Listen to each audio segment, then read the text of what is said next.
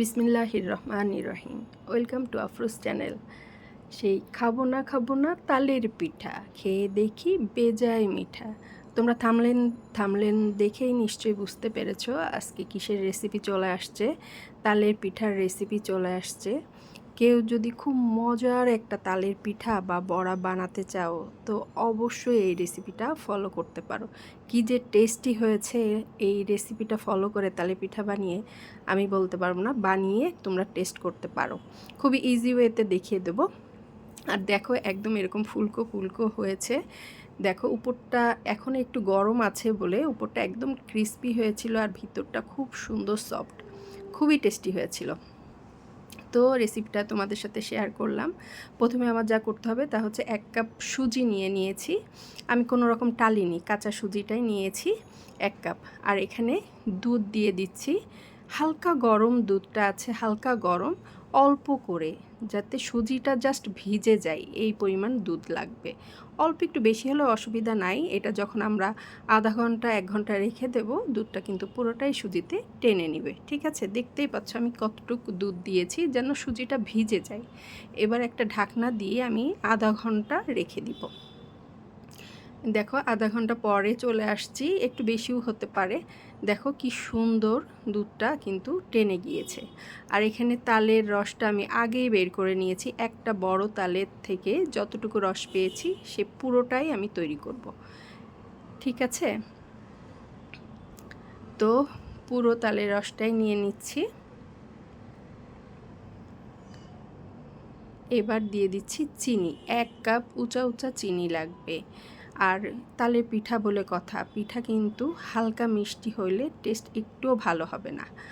আর half চা চামচ লবণ দিয়ে দিয়েছি। এইটা কি করে মিষ্টির টেস্টটা বাড়িয়ে দেয়, মানে পারফেক্ট একটা মিষ্টির টেস্ট দিবে। এটা কিন্তু কোনো মতেই লবণ লাগবে না। ঠিক আছে, তোমরা যারা ইউজ করো না মিষ্টিতে লবণ তারা দিয়ে দেখতে পারো, একটা খুব সুন্দর মিষ্টির একটা টেস্ট আসে। তো প্রথমে আমি চিনিটা খুব ভালো করে তালের সাথে মেখে নিচ্ছি, মানে চিনিটা যেন ভালোভাবে গলে যায়। এজন্য প্রথমে চিনিটা ভালো করে মেখে নিচ্ছি। যতক্ষণ না চিনিটা ভালো করে গলে যাচ্ছে আমি এটা মেখে নিব। তারপর বাকি উপকরণগুলো আমি মিশিয়ে নেব।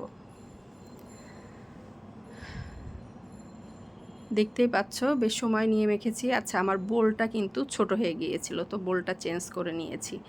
একটা বড় বোল নিয়ে নিয়েছি যাতে আমার মাখাতে সুবিধা হয়। তো এইভাবে হাত দিয়ে নেড়ে চেড়ে চিনিটা খুব ভালো করে আমি গলে যাওয়া পর্যন্ত মেখে নিচ্ছি। এবার বাকি উপকরণ দিচ্ছি। এখানে 1 কাপ মানে ময়দা দিয়ে দিলাম। 1 কাপ ময়দা দিয়ে দিয়েছি। এবার খুব ভালো করে ময়দাটাকে তালের সাথে মিশিয়ে নেব।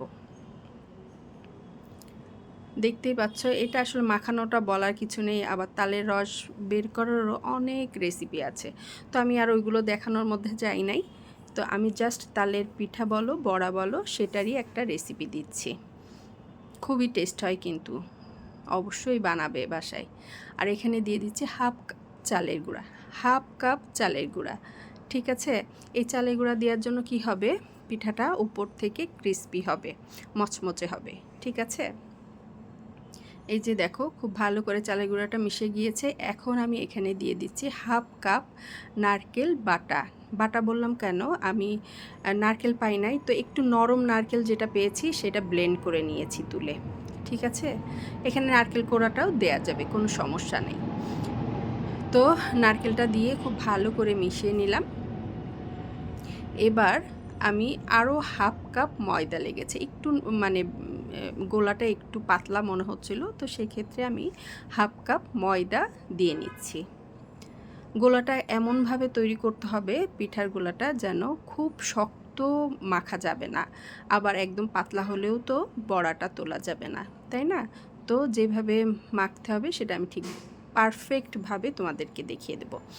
খুব শক্ত গোলা হলে কি হবে, পিঠাগুলো কিন্তু শক্ত শক্ত হয়ে যাবে এবং পানসা পানসা লাগবে, ভালো লাগবে না। ঠিক আছে, গোলাটা একটু পাতলা হবে, বড়া কাটার মতো, সেইভাবে কিন্তু তৈরি করে নিতে হবে। দেখো এই যে এইভাবে দিলে যেন বড়াটা তোলা যায়, পিঠাটা তৈরি করা যায় তেলের মধ্যে, সেইভাবে দেখে নেবে যে এইভাবে দেওয়া যাচ্ছে। এই যে এরকম থাকবে, ঠিক আছে। আমি কিন্তু এখানে আরও 3 টেবিল চামচ চিনি ইউজ করেছি, সেটা আমার স্কিপ হয়ে গেছে। এবার গোলানো হয়ে গেছে, এটা আমি ঢাকা দিয়ে 10 থেকে 15 মিনিট রেখে দিব। এবার চুলায় চলে আসছি, একটা প্যান বসিয়ে নিয়েছি। এখানে দিয়ে দিতে হবে অনেকটা তেল, কারণ এটা একদম ডুবো তেলে ভাজতে হবে। তেলটা এবার গরম করে নিব। আমি খুব চুলোর জালটা বাড়িয়ে দিয়ে তেল গরম করব না। তেলটা গরম করার নিয়ম হচ্ছে মিডিয়াম আঁচে, মানে সময় নিয়ে তেলটা গরম করতে হবে, নয়তো অতিরিক্ত আঁচে তেল গরম করলে তেলটা অতিরিক্ত গরম হয়ে যাবে, তারপর পিঠা দিলে উপরে পোড়া লেগে যাবে। তো আমি এই যে তেলটা বেশ গরম হয়ে গেছে, এবার আস্তে আস্তে বড়াগুলো ছেড়ে দিচ্ছি। দেখো কিভাবে দিচ্ছি, ঠিক আমাদের এলাকায় না ডালের বড়ি এইভাবে দেয়, বুঝছো? তো সেইভাবেই আমি আসলে বড়াগুলো দিয়ে নিচ্ছি। আর এগুলো তেলে দেওয়ার সাথে সাথে কি হচ্ছে, ফুলে কিন্তু ভেসে উঠবে। দেখতেই পাচ্ছ, মানে প্রথম ব্যাচে দেওয়ার সময় আমার একটু সমস্যা হয়েছে, এটা প্রথম ব্যাচের পিঠাগুলা। পরবর্তীতে হাতটা সেট হয়ে গেছে, তখন দিতে অনেক সুবিধা হয়েছে। আর প্রথম ব্যাচের পিঠাগুলো অতটা ফোলে নাই, ফুলছে কিন্তু খুব বেশি ফোলে নাই। পরবর্তী ব্যাচের পিঠাগুলো তেলটা মানে যখন খুব ভালোভাবে গরম হয়ে গেছে, খুব ভালো কিন্তু ফুলে উঠেছিল। এবার দেখো এই যে লাল লাল হয়ে গেছে, আমি উল্টে পাল্টে একটু লাল লাল করে ভেজে নেব। আর চুলার আঁচটা কিন্তু একদম লোতে আছে, একদম লোতে আছে, কারণ আমি কাঁচা তাল ইউজ করেছি। তো এটাকে কিন্তু সময় নিয়ে ভাজতে হবে, নয়তো খেতে একটুও ভালো লাগবে না। এটা সময় নিয়ে লাল লাল করে ভাজতে হবে, তাহলে খুবই টেস্টি একটা তালের পিঠা তৈরি করা যাবে। দেখতেই পাচ্ছ আমার কিন্তু ভাজতে প্রায় 12 থেকে 15 মিনিট সময় লেগেছে এক এক ব্যাচের পিঠা। খুবই আস্তে জালে আমি ভাজছি, দেখলেই বুঝতে পারবে। এই যে এরকম লাল লাল করে আমি উঠিয়ে নিচ্ছি, এর থেকে বেশি কিন্তু ভাজলে ভালো লাগবে না, পোড়া পোড়া লাগবে, ভালো লাগবে না। এরকম লাল লাল করেই ভেজে নিচ্ছি। এবার এইভাবেই আমি সমস্ত পিঠাগুলো ভেজে নিয়েছি। আমার 2 থেকে আড়াই ঘন্টা সময় লেগেছে, এতটা পিঠা। আর আমার বাসায় কি হয়, পিঠা বানাইলে সব হচ্ছে কয়েকদিন ধরে অল্প অল্প করে ফ্রিজে থাকবে, বের করবে, খাবে, এটা খুব মজা লাগে। অল্প একটু বানাইলে আসলে তাড়াতাড়ি শেষ হয়ে যায়, সেটা ভালো লাগে না খেতে, মনটাই ভরে না, এই আর কি। তো আমি অনেক করে তৈরি করি যাতে কয়েকদিন ধরেই খাওয়া যায়। দেখো এইবারে পিঠাগুলো কেমন ফুলে ফুলে উঠছে, দেওয়ার সাথে সাথে একদম বলের মতো ফুলে উঠছে। প্রথম ব্যাচে পিঠাগুলো হয়তো তেলটা খুব ভালো গরম ছিল না, এই জন্য একটু কম ফুলেছে।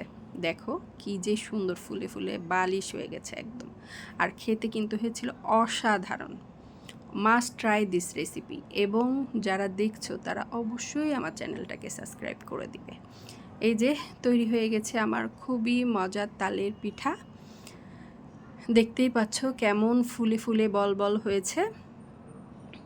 আর এটা খেতে কিন্তু খুবই অসাধারণ হয়েছিল।